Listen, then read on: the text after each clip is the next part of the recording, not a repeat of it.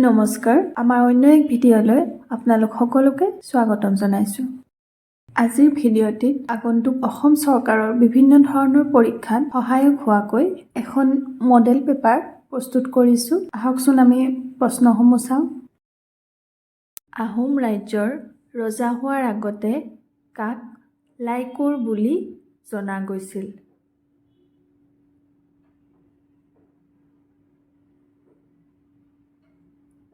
ইয়াৰে শুদ্ধ উত্তৰটো হৈছে অপশ্যন বি, ৰুদ্ৰসিংহ। নিম্নলিখিত কোনজন ৰজাৰ শাসনকালত নৱগ্ৰহ মন্দিৰ নিৰ্মাণ কৰা হৈছিল?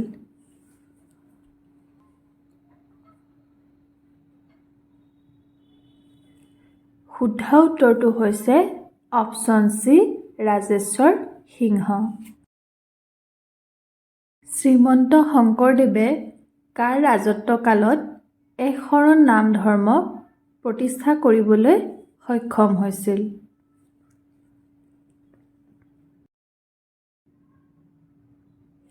Option B, Naranarayan. নিম্নলিখিত কোনজন লিখকে গোলামগিৰি কিতাপখন লিখিছে?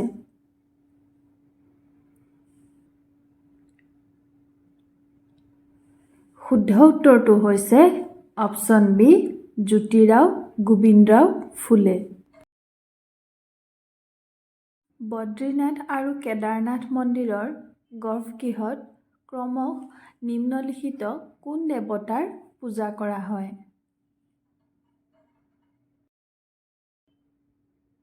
শুদ্ধ উত্তৰটো হৈছে অপশ্যন এ, বিষ্ণু আৰু শিৱ। ভাৰতৰ G20ৰ লোগো কোনে ডিজাইন কৰিছিল? শুদ্ধ উত্তৰটো হৈছে অপশ্যন চি, সুদৰ্শন পাটনায়ক। নিম্নলিখিত কোনটো ভাৰতৰ বিজুলী উৎপাদনৰ বাবে আটাইতকৈ মহত্বপূৰ্ণ কেঁচামাল?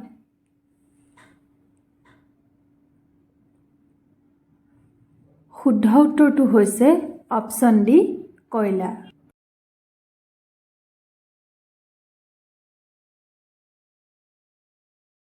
পৃথিৱীৰ পৃষ্ঠভাগৰ তলত গলিত শিলক কি বুলি কোৱা হয়? শুদ্ধ উত্তৰটো হৈছে অপশ্যন ডি, মেগমা। নিম্নলিখিত কোনটো শক্তিৰ অপাৰম্পৰিক উৎস নহয়? শুদ্ধ উত্তৰটো হৈছে অপশ্যন বি, নেচাৰেল গেছ। কোনখন মহাকাব্যক অসমৰ প্ৰাক ইতিহাস কালৰ সৰ্বোচ্চ উৎস হিচাপে গণ্য কৰা হয়? শুদ্ধ উত্তৰটো হৈছে অপশ্যন বি, কালিকা পুৰাণ। গগনযান মিছনৰ মহিলা ৰবটগৰাকীৰ নাম কি?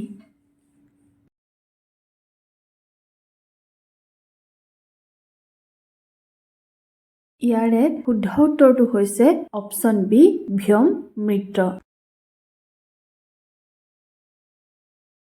অসমৰ কোনখন জিলাই শেহতীয়াকৈ ভাৰতৰ ৰাষ্ট্ৰপতিৰ পৰা ভূমি সন্মান বঁটা লাভ কৰিছে? শুদ্ধ উত্তৰটো হৈছে অপশ্যন বি, দৰং। চন্দ্ৰযান-৩ উৎক্ষেপণ নিয়ন্ত্ৰণৰ নেতৃত্ব দিয়া তেজপুৰ বিশ্ববিদ্যালয়ৰ প্ৰাক্তন ছাত্ৰগৰাকী কোন?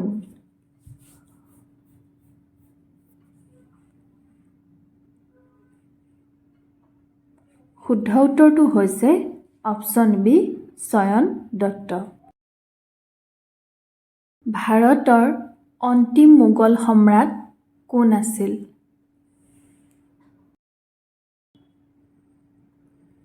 ইয়াৰে শুদ্ধ উত্তৰটো হৈছে অপশ্যন বি বাহাদুৰ শ্বাহ জফৰ। জীৱন জীৱন বৰ অনুপম নামৰ আত্মজীৱনীখন নিম্নলিখিত কোনগৰাকী ব্যক্তিৰ? শুদ্ধ উত্তৰটো হৈছে option C doctor Nirmalprabha Bordoloi.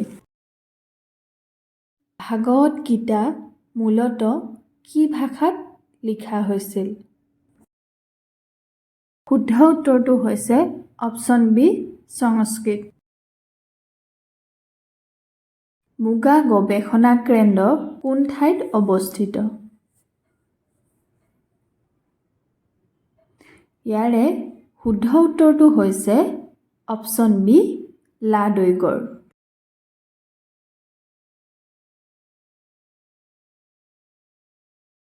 কংগ্ৰেছৰ প্ৰথম মহিলা অধ্যক্ষ কোন আছিল?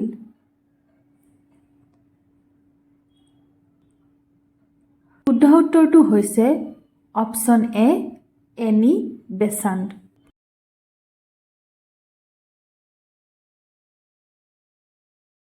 স্বদেশী আন্দোলনৰ সময়ত 1907 চনত কোনে বন্দিনী ভাৰত নাটক ৰচনা কৰিছিল? ইয়াৰে শুদ্ধ উত্তৰটো হৈছে অপশ্যন এ অম্বিকাগিৰি ৰায়চৌধুৰী।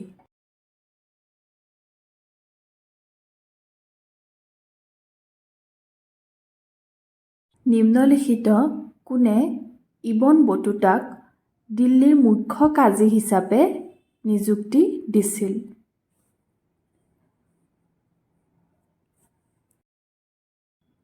শুদ্ধ উত্তৰটো হৈছে অপশ্যন ডি মুহাম্মদ বিন তুগলক। অসমৰ কোনখন জিলাত সবাতোকৈ ঘন বনাঞ্চল আছে? শুদ্ধ উত্তৰটো হৈছে অপশ্যন চি কাৰ্বি আংলং।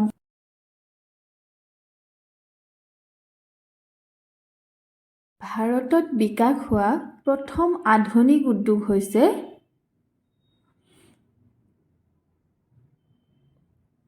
শুদ্ধ উত্তৰটো হৈছে option A iron and steel industry. নিম্নলিখিত কোনজন ব্যক্তি প্ৰসিদ্ধ কবি হোৱাৰ লগতে এজন ভাল চিত্ৰকৰো আছিল?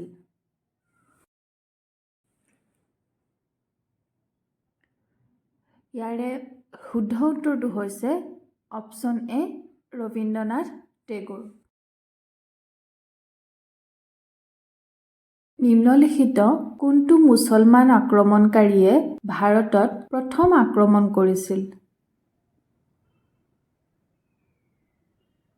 শুদ্ধ উত্তৰটো হৈছে অপশ্যন এ পাৰ্চিয়ান।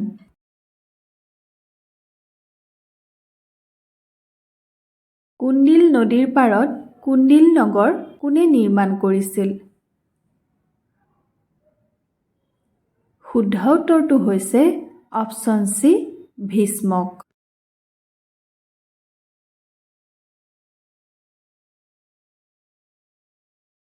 হিউৱেন চাঙে কাৰ ৰাজত্বকালত অসম ভ্ৰমণ কৰিছিল?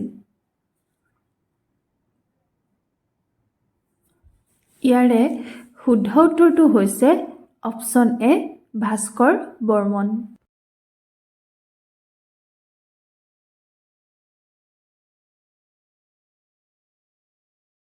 নিম্নলিখিত কোনে কেন্দ্ৰীয় বাজেট আটাইতকৈ বেছিকৈ প্ৰস্তুত কৰিছিল? শুদ্ধ উত্তৰটো হৈছে অপশ্যন ডি মোৰাৰজী দেশাই।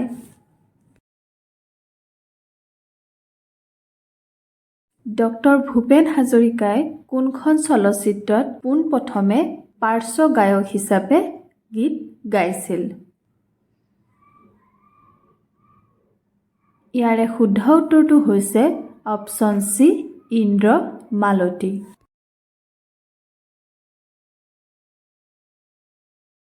ভাৰতত মুছলিম লীগৰ সংস্থাপক কোন আছিল? শুদ্ধ উত্তৰটো হৈছে অপশ্যন চি নবাব ছালিমুল্লাহ।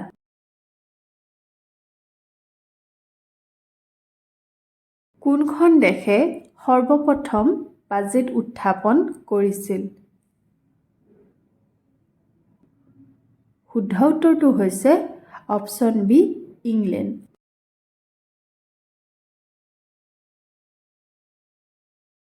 অশ্বমেধ যজ্ঞ কৰা অসমৰ প্ৰথম ৰজা কোন আছিল? শুদ্ধ উত্তৰটো হৈছে অপশ্যন চি মহেন্দ্ৰ বৰ্মন।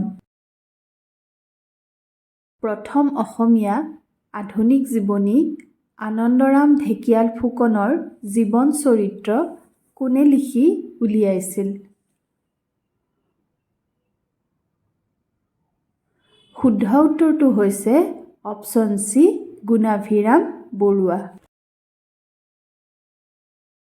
নিম্নলিখিত ৰাজ্যসমূহৰ ভিতৰত ভাৰতৰ কোনখন ৰাজ্যই আন ৰাজ্যৰ সৈতে অধিক সীমা ভাগ কৰিছে? শুদ্ধ উত্তৰটো হৈছে অপশ্যন চি অসম।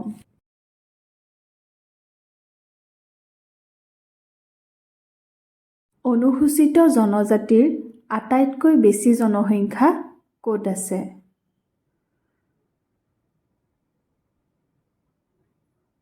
অপশ্যনসমূহৰ ভিতৰত শুদ্ধ উত্তৰটো হৈছে অপশ্যন বি মধ্য প্ৰদেশ।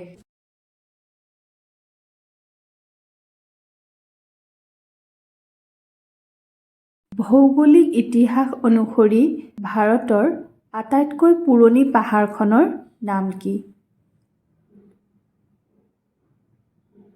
শুদ্ধ উত্তৰটো হৈছে অপশ্যন ডি আৰাৱলী।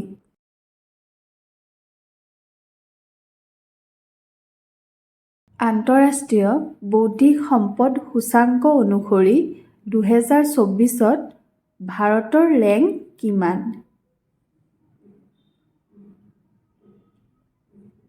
শুদ্ধ উত্তৰটো হৈছে অপশ্যন বি 42। ভাৰতৰ ৰাষ্ট্ৰপতি এক অভিন্ন অংগ হৈছে? Option A পাৰ্লিয়ামেণ্টৰ।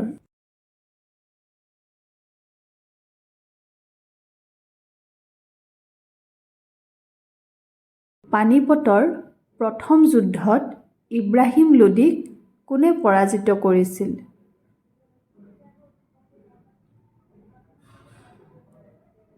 শুদ্ধ উত্তৰটো হৈছে অপশ্যন চি বাবৰ। ভাৰতীয় জাতীয় কংগ্ৰেছৰ নামাকৰণ কোনে কৰিছিল? শুদ্ধ উত্তৰটো হৈছে অপশ্যন এ দাদাভাই নৌৰোজী। দিল্লীৰ সিংহাসনত বহা প্ৰথম আৰু একমাত্ৰ মুছলিম মহিলা কোন আছিল? শুদ্ধ উত্তৰটো হৈছে অপশ্যন ডি ৰাজিয়া বেগম।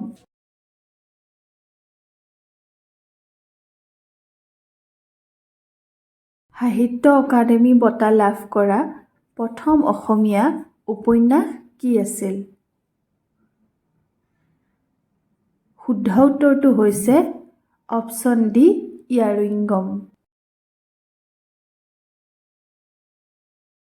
স্বাধীন ভাৰতৰ প্ৰথমগৰাকী আইন আৰু ন্যায় মন্ত্ৰী কোন আছিল?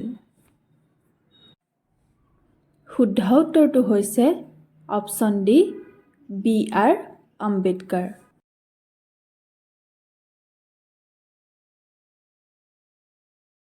ছপা কৰি উলিওৱা প্ৰথম অসমীয়া ইতিহাস কিতাপখনৰ নাম কি আছিল?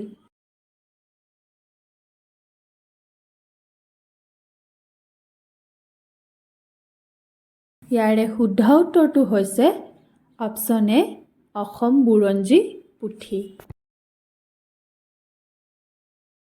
ভাৰতীয় সংবিধানৰ প্ৰস্তাৱনাত নিম্নলিখিত কোনটো শব্দ সন্নিৱিষ্ট নাই?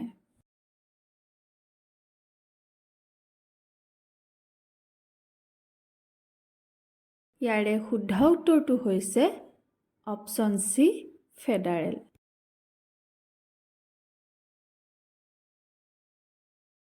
পঞ্চায়ত ৰাজ ব্যৱস্থা কোনখন ৰাজ্যত প্ৰথমে হৈছিল?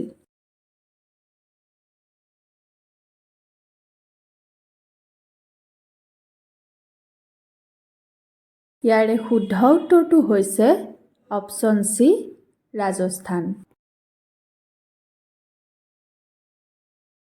পদ্মশ্ৰী সন্মানেৰে সন্মানিত গদ্দাম পদ্মজা ৰেড্ডী ভাৰতৰ কোনটো শাস্ত্ৰীয় নৃত্যৰ সৈতে জড়িত আছিল?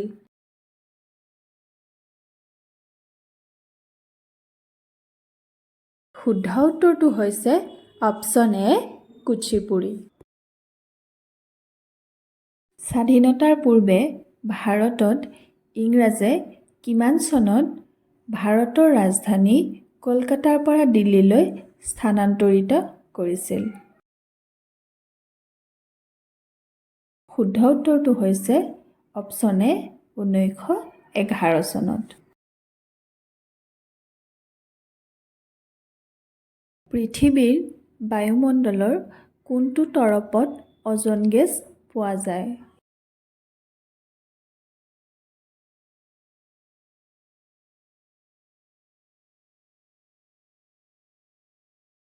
ইয়াৰে শুদ্ধ উত্তৰটো হৈছে অপশ্যন ডি ষ্ট্ৰেটোস্ফিয়াৰ।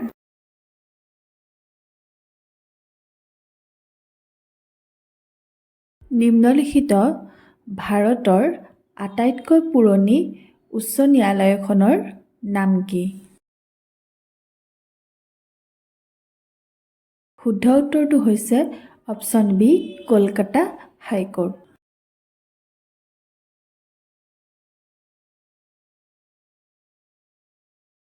ভাৰত মহাসাগৰৰ আটাইতকৈ সৰু দ্বীপ দেশখনৰ নাম কি? ইয়াৰে শুদ্ধ উত্তৰটো হৈছে অপশ্যন এ মালদ্বীপ।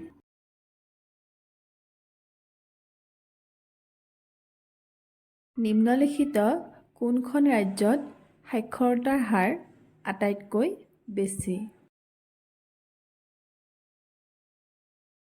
শুদ্ধ উত্তৰটো হৈছে অপশ্যন ডি মিজোৰাম। আজিৰ প্ৰশ্নসমূহ ইমানেই আছিল। ভিডিঅ'টি চাই কেনে পালে জনাবলৈ নাপাহৰিব। আগন্তুক বিভিন্ন ধৰণৰ পৰীক্ষাত সহায়ক হোৱাকৈ আমি বিভিন্ন ধৰণৰ বিষয়ৰ প্ৰশ্নোত্তৰ আপোনালোকৰ মাজলৈ লৈ আনিম। সেয়েহে আপোনালোকে চেনেলটি ছাবস্ক্ৰাইব কৰি ল'ব।